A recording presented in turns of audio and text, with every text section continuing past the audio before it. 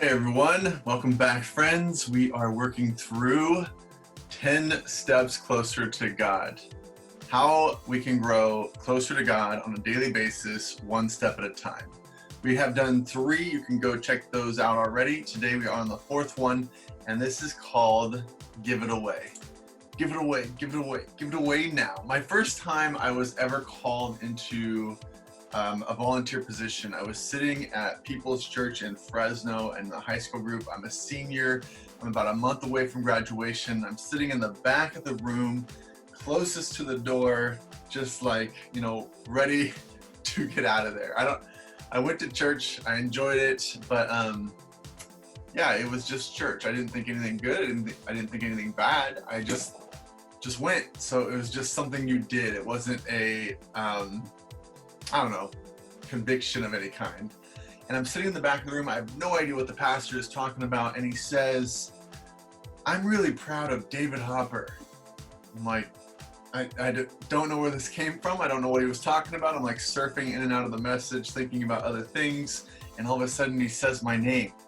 And he says, I've seen him on the track, pole vaulting. I've seen him in clubs and leading and all this other stuff. And I really hope that he becomes a part of this group and somehow is a leader in our group.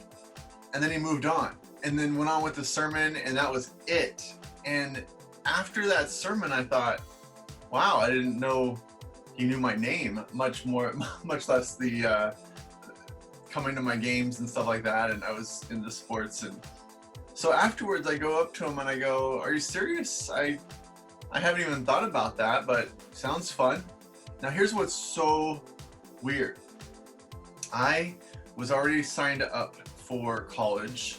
I'd already decided I was gonna rush Theta Chi. I had checked out the different fraternities, and I thought that's how you kind of get friends, that's how you get involved. I was kind of pumped, and this was a switch. It was like, oh, instead of rushing a fraternity, I could be a leader in this group, and this group's really fun. We go on trips, we go on the summer camp and winter camp, and we have all these fun events. The group was like 500 people. It was this massive youth group. And so I thought, this sounds fun. And in that time period, it was just a sure. But I look back and go, that was a life-changing moment. From that moment, what I did was I said to that leader, I go, "Hey, I don't know what to do." And he goes, "Why don't you just put together a basketball league? You're really sporty." And I go, "Okay." And so I start a basketball league, and all these high schoolers show up, and then we would have prayer before, and then after we'd hang out, and I'd say, "Anyone have any questions about God or whatever?" And then they would, and I didn't know the answer to any of them. I'm like, "I'm gonna get back to you next week. I'll get back to you." And it was so funny because what really happened was I had to get into the Bible and answer questions, because they were asking questions that I had asked and never really answered, and now it was time to answer them. Here is the point, and there's going to be a couple. One sentence from a leader in the middle of a sermon in a random Sunday. One sentence absolutely changed my life. At the time I didn't really know that, and I didn't realize how much I would change, but it changed my life, where I got involved and I volunteered, and that one thing led to another, and I ended up being a pastor today. Here's the second point though. When I stepped in, when I volunteered, my own relationship with God grew. I thought I was helping. Sure, you need some help? I'll help. I'm a body. This sounds fun. But what happened was they started asking me questions after our basketball games, and I had to know my word. I had to understand and look and figure out what are the answers to these questions that they're asking me. By me volunteering, my relationship with God grew. This step, the 4th step of going to be 10, is called Give It Away. This habit is about sharing God with others. It's challenging, but it's simplistic.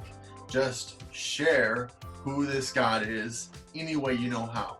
Each day, open your eyes to who God would want you to share this with, where you can volunteer, where you can tell people about God, where you can encourage someone. As you do this, We have no idea how it's going to change that person like it did me by just giving away one sentence. But at the same time, by volunteering, by giving away some time, by giving away and just being open to God, I grew and that changed my life. Notice both sides of this. Someone changed my life with one sentence, but my life was also changed by volunteering. It works both ways. Give it away. Every day, look to give it away. John 13:8 says, "No," said Peter, "you shall never wash my feet." This is the Jesus washing feet moment. Jesus answered, "Unless I wash you, you have no part with me." Then the Lord Simon replied, "Well, then not just my feet, but my hands and my head as well." And Jesus answered, "A person who's had a bath only needs to wash his feet. His whole body is clean. And you are clean, though not every one of you, for he knew who was going to betray him. And that was why he said, not every one of you is clean." When he finished washing their feet, he put on his clothes, he returned to his place. "Do you understand what I've done for you?" He asked them. "You call me teacher, you call me Lord, and rightly so, for that is who I am." Catch this. "Now that I, your Lord teacher, have washed your feet, you also should wash one another's feet." See, Jesus led by example. You need to understand who I am as Jesus, as God. Accept me with your mouth and your heart, but then mimic me.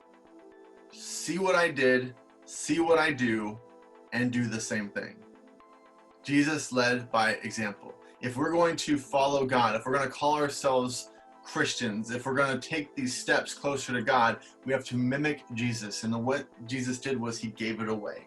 He volunteered, he gave, he showed others love. And when he did that, he grew closer to God and it changed people's lives. Where should you start? Here's what I'd like you to do. Number one, I want you to pray for God to open a door to volunteer. We're in the middle of coronavirus. It's so hard, it's so difficult. I feel like I'm making a video every day because this is the ministry I can do in this locked up room that I'm in. Anyway, figure out, all right, what can you do? How can you volunteer in some way to be a blessing on others? Because what happens is, just like it's happening to me, I'm growing closer to God through doing this. I have to study these things, spend hours preparing before I actually present the video. So when you go out and you volunteer in some way, whatever that looks like for you, you're going to grow closer to God. And it may, I don't know if this actually helps people, but it may help someone in what you do. That's a bonus. Second thing, I want you to begin to pray for 5 friends that you could share Christ with. Let me say that differently. That you can talk to God about or with. I'm not saying you have to convert them and they pray this prayer of their whole life's changed.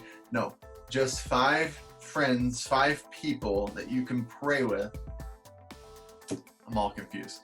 You can pray about, that you'll just have conversations about God with. Pray for those opportunities. Third thing, where to start. Pray for a chance encounter. I actually pray this prayer every morning. I did it way more before when I actually went out into the world, but I would say, God, just lead me to a chance encounter to share your word. It could be just a verse. It could be just a word of encouragement, something that God just shows me to do, an act of encouragement, but put me into that chance encounter to show you today, to mimic you as you were, as you washed the feet of your disciples. Fourth thing, this is the last one. Open your eyes for the answers to these prayers. We can pray all we want these things, but if we don't have our eyes opened when we move out from this place, from that place of prayer, you're gonna miss that God's answering the prayer. Something interesting I noticed about who God picks to do this kind of stuff. Those of you that are watching this, God is okay with timid and a bit of fear. He's okay with it. He talks about it all the time and kind of helps us use that to draw near to me and let me be in control. I will work through you. If you have that timid, if you have that bit of fear, he can actually work through you much better because you are saying, God, I can't do this without you. I just have noticed that God doesn't pick beautiful flowers. I mean, we are, but he doesn't pick beautiful flowers at first. He looks for the strong seeds. He wants to plant something that will last a long time. The beauty and all that, of course, you have that. You're God's creation, and that will come. But when he's picking the people who are going to step up and grow closer and give it away, he's looking for those strong seeds to plant in this world. Jeremiah 1:4 says this, "Now the word of the Lord came to me saying, before I formed you in the womb, I knew you. Before you were even in the womb, a thought of your parents, I knew you. Before you were born, I consecrated you. I appointed you a prophet to the nations. Then I said, alas, Lord God, behold, I do not know how to speak." Doesn't this sound familiar? We don't know how to speak because I'm a youth. But the Lord said to me, "Do not say I'm a youth, because everywhere I send you, you shall go, and all that I command you, you shall speak. Do not be afraid of them, for I am with you. For I am with you to deliver you, declares the Lord." Then the Lord stretched out his hand, and he touched my mouth. And the Lord said to me, "Behold, I have put my words in your mouth. See, I have appointed you this day over the nations and over the kingdoms, to pluck up and to break down, to destroy and to overthrow, to build and to plant." See, we have lots of reasons why we think we can't give it away. We think that we can't talk about God with people, and they are wrong. You'd be wrong. Every time you think that way, you'd be wrong.